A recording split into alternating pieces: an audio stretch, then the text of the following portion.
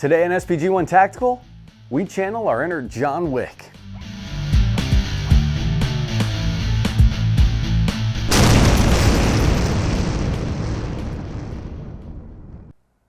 The pen is mightier than the sword, at least when you use it to jab your attacker in the face, and then also use it to sign the police report against them.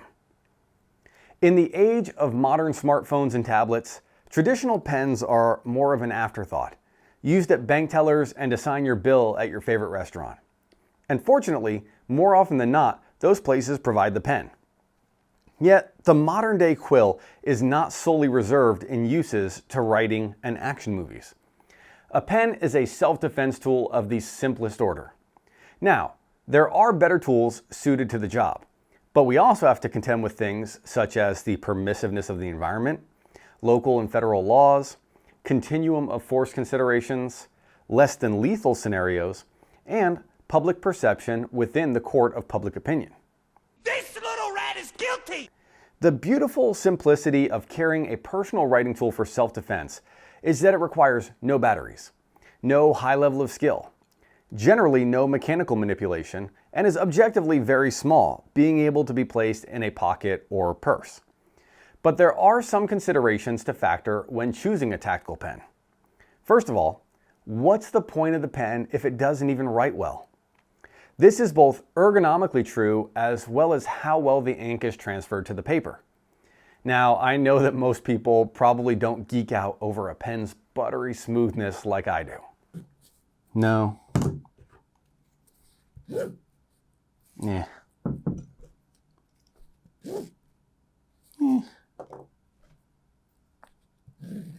Definitely not.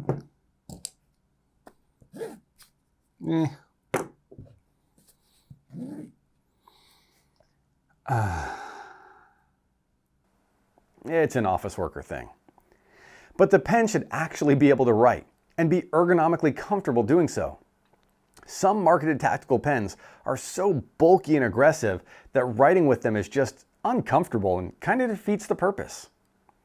In addition to the ergonomics of writing, do you prefer twist style pens? Or capped pens? This is preferential, but I personally like the efficiency of a twist pen. It just leaves me with less to worry about, less steps to get to writing, and less likelihood of losing a piece. No matter what type of pen you choose though, eventually the cartridge will run out of ink. So it's important to know what type of ink cartridge fits your pen so that you can purchase replacements. Otherwise, your pen just becomes a Kubotan and doesn't really serve multiple purposes, which, as I've said in previous videos, doesn't make for the best concealed carry items. As far as the material, I like to stick with metal pens. There's just something about the heft and durability of metal that acts as an extra layer of confidence that the pen will not crack, bend, or break as easily. So for everything from a G.I. Joe Kung Fu grip while writing, to glass breaking to escape from a vehicle, to jabbing a bad guy in the face, a metal pen will get the job done. The three most common types are aluminum, steel, and titanium, with aluminum being the most common and titanium being the most expensive. Titanium alloy. It's what they use on the space shuttle. So up to this point, nothing has been explicitly tactical. So let's delve a little more into the so-called tactical aspects of a pen. Unlike some tactically marketed items that are really just based around color, there are some objective characteristics of a pen that could be considered tactical.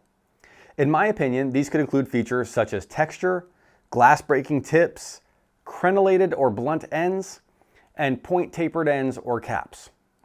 Some may even have lights built into the pen. However, I've yet to find one that I felt isn't really gimmicky or at least powerful enough to justify. So if you have a suggestion of one, let me know in the comments and I'll be sure to check it out and possibly do a future review. Speaking of viewer interaction, please be sure to like and subscribe as it greatly helps the channel. And constructive or informative comments can help myself as well as other viewers. But back to our tactical aspects. I think more than any other feature, the texture is arguably the most important. A pen doesn't need to be fancy to act as a defensive striking tool, but if it's very slick, it may just become more of a liability or even simply slip out of your hand. We know that things like sweat, saliva, and blood can become factors in intimately close engagements. So having a textured or ridged pen will allow you to maintain a more controlled grip on a tool that can be saving your life. Now, as we talked about previously, some of the other features can include crenellated end caps, which are like the Castle turret tops, glass breaker tips, or extremely pointy ends or caps. These are definitely effective tools, or I suppose you could even call them force multipliers, but I have a few objective considerations to bring to your attention.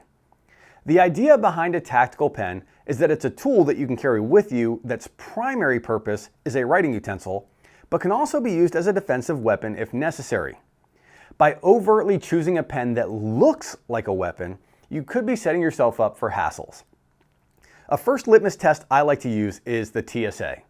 If I were to take this pen through an airport checkpoint, would it get flagged?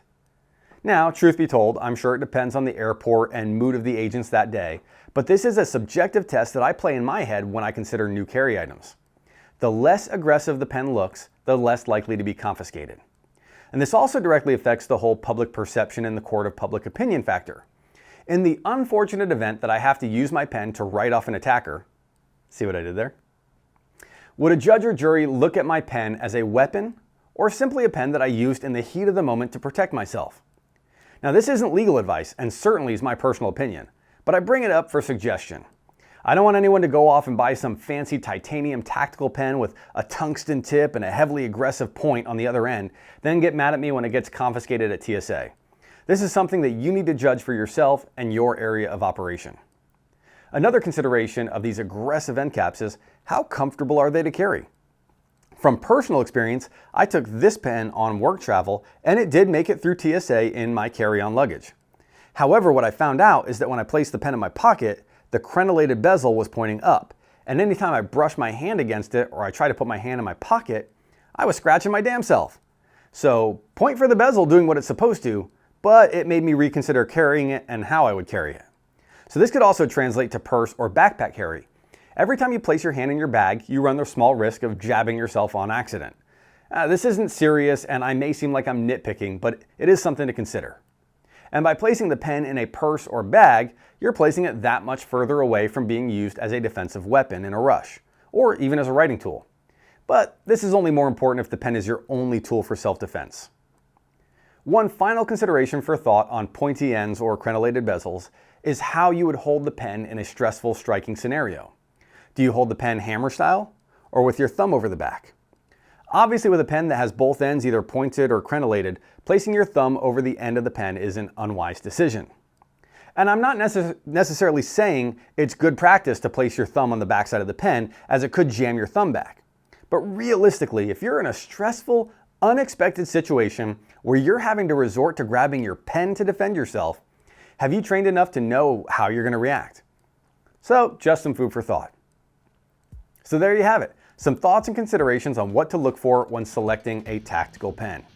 While a simple device, it's an amazingly effective way to defend yourself when no other options are available, and you can pretty much carry one anywhere. I personally choose to go with a subdued pen with a blunt end and decent texturing. This allows the pen to be ergonomically comfortable, easy to carry without jabbing myself, allows me to place my thumb behind the pen, and is a more covert striking weapon. So hopefully this video has helped you develop some ideas as to what type of pen you may want to consider carrying. And if you have a favorite style, brand, or if you felt like there was something I missed, please add it in the comment section below. A quick thank you to our sponsors, S2S 5-in-1 Gun Lube, without whom this channel would not be possible. They have a large selection of corrosion and rust protection lubricants on their site, S2SGunLube.com, for a whole variety of applications, not just firearms. But the Gun Lube is an amazing product that cleans, lubricates, and protects, but also polar bonds to all metals, creating a barrier against rust and carbon buildup. So be sure to check their site out, and if you use the link provided, there will be an automatic 10% SPG1 Tactical discount applied in cart at checkout. Also, if you haven't already, be sure to hop on over to Amazon and pick up a copy of the book that I helped to co-author, The 6 Bullets You Can't Leave Home Without, where 4 of us each discuss the 6 items or concepts that we don't leave the house without.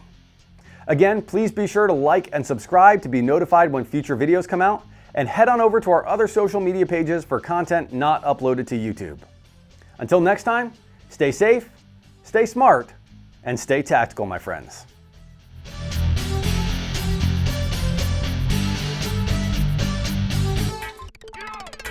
Go!